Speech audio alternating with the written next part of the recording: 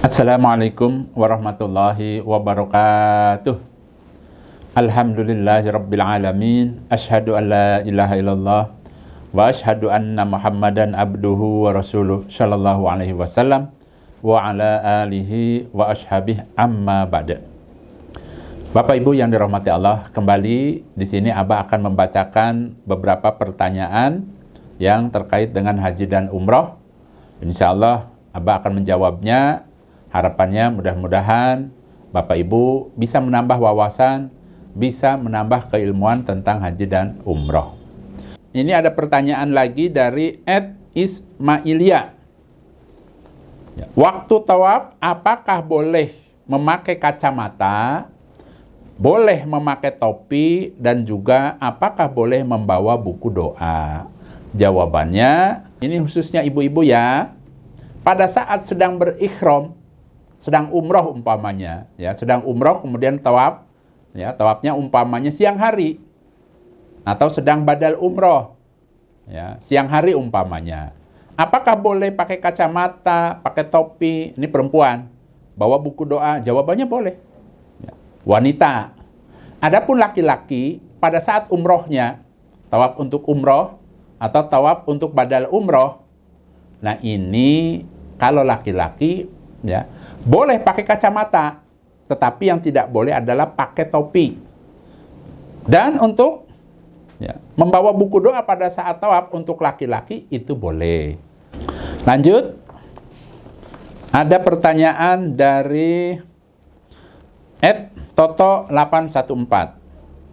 Kalau saat wukuf di Arafah dan lempar jumroh, apakah boleh batal wudunya? Jawabannya boleh. Jadi ingat ya, pada saat nanti Bapak Ibu melaksanakan ibadah haji dan wukuf di Arafah, ya, pada saat wukufnya itu tidak harus punya wudu. Namun pada saat Bapak Ibu sholat, barulah harus punya wudu. Jadi pada saat wukufnya itu tidak harus punya wudu, tidak apa-apa. Umpama batal wudunya tetap wukuf. Begitu juga pada saat akan melempar jumroh, baik itu pada tanggal 10, 11, 12, 13, tidak harus memiliki wudu, tidak harus berwudu terlebih dahulu. Yang harus punya wudu itu adalah pada saat sholat atau pada saat tawaf di Baitullah. Itu wajib punya wudu. Tuh ya, jawabannya seperti itu. Mudah-mudahan Allah paling barokah. Lanjut. Dari @Majlis Taklim Al-Ikhlas. Assalamualaikum Abah. Waalaikumsalam warahmatullahi wabarakatuh. Abah, kalau setelah tawaf sunnah, apakah harus sholat sunnah juga? Terima kasih. Jawabannya ya. Maksudnya ya. Silahkan sholat sunnah setelah tawaf. Karena itu merupakan gandengannya.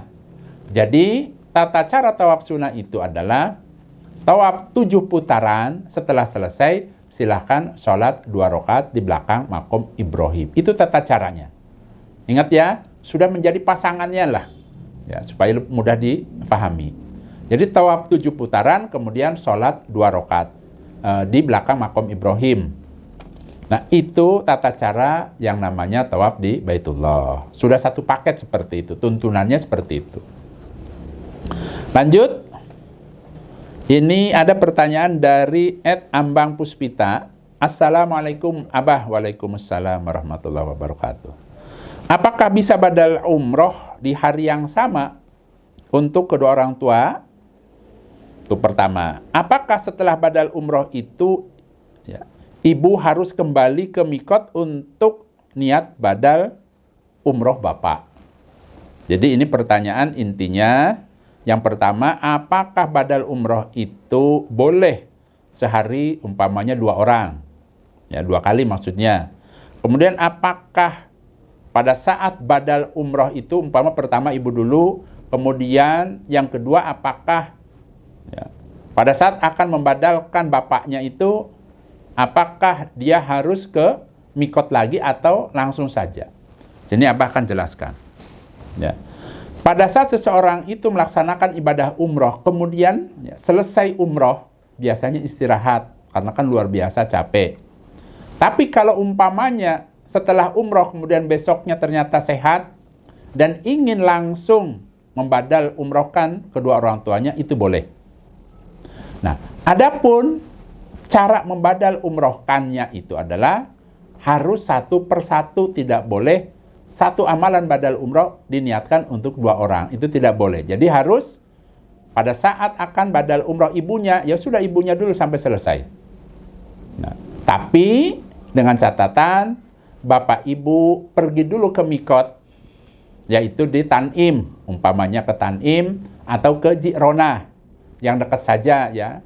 Ada yang namanya Masjid Aisyah di daerah Tanim ya. Insya Allah kalau naik taksi itu ya bolak-balik ya, itu 50 real ya. Tempo hari harganya masih 50 real. Tapi untuk bolak-balik ya, pada saat naik taksi itu jangan langsung dibayar ke orangnya ya. Nah, nanti saja pada saat sudah kembali lagi ke Mekah, maksudnya ke Masjidil Haram. Nah, itu caranya. Ya, umpamanya hari itu membadal umrohkan ibunya, setelah selesai kembali lagi tuh ke Tanim. Ya, untuk memulai niat badal umroh di Masjid Aisyah. Kemudian barulah melaksanakan badal umroh untuk bapaknya. Itu caranya seperti itu. Jadi boleh di dalam satu hari itu umpamanya membadal umrohkan lebih dari satu orang. Kalau kuat umpamanya malamnya lagi, kakek saya badal umrohkan, apakah boleh? Boleh, asalkan kuat. Ya, itu caranya seperti itu. Adapun umpamanya Bapak Ibu merasa berat ya melaksanakan badal umroh, nah di sini Abah memberikan jalan keluarnya. Ya, kebetulan Abah memang menerima amanah-amanah badal umroh. Silahkan bisa menghubungi Abah. Nanti insya Allah ya Abah bersama tim koordinasi yang ada di Mekah. Ya. Kemudian kirim saja namanya siapa. Nanti insya Allah tim Abah yang di Mekah akan melaksanakan tugas dari Abah. Nanti Abah akan kirim video pada saat pelaksanaannya. Kemudian ya Bapak Ibu akan mendapatkan sertifikat badal umroh. Nah, untuk masalah biayanya ya insya Allah satu nama untuk badal umroh itu ada biayanya ya. Silahkan bisa menghubungi manajemen Abah. Silahkan. Mudah-mudahan Allah paling barokah. Baik Bapak Ibu, itu saja jawaban-jawaban Abah dari beberapa pertanyaan-pertanyaan. Bagi Bapak Ibu yang akan melaksanakan ibadah haji atau melaksanakan ibadah umroh, ada pertanyaan-pertanyaan yang sekiranya mungkin ya perlu ditanyakan ke Abah, monggo silahkan ditanyakan di kolom komentar ya. Alhamdulillah, jazakumullah khairan. Mudah-mudahan Allah memberikan kemanfaatan dan keberkahan. Abah pamit. Wassalamualaikum warahmatullahi wabarakatuh.